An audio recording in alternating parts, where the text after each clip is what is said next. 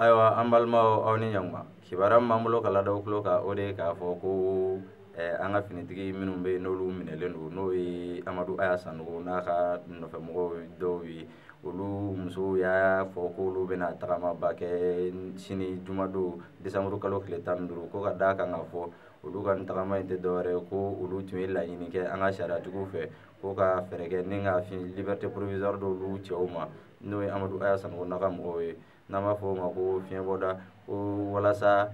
olu ka se ka lafiya ko ka d'a kan k'a fɔ ko da tɛ ka maga u ka kiiritigɛko kuma la ko wa ko min ye fiɲɛbɔda ye k'o kan ka d'u ma ten tɔ ayiwa hakilina jiginna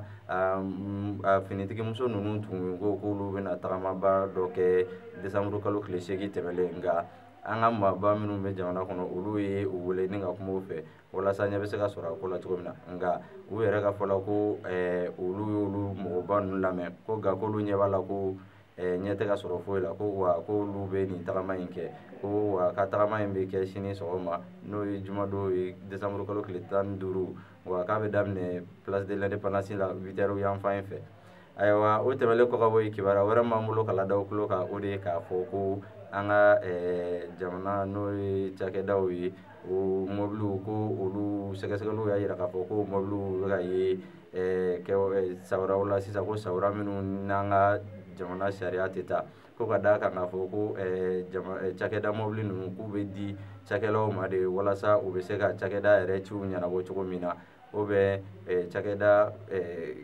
kɛwale wɛrɛ ko mɛ u ɲɛ b'a la k'a fɔ ko o mobili masinama ninnu ko u tɛ ka ye o ci ninnu si la ko u bɛ ka ye de an ka kɔɲɔw la cortègew la o bɛ ko chauffeurs bɛ taa mobili ninnu k'u bɛ su tɛmɛ n'u ye k'u bɛ to ka taa u jɔ u ka gɛrɛnw na n'u ye k'o ye taabolo min ye k'o taabolo ni an ka jamana tɛ taa ko wa k'an n'an ka sariya tɛ taa ko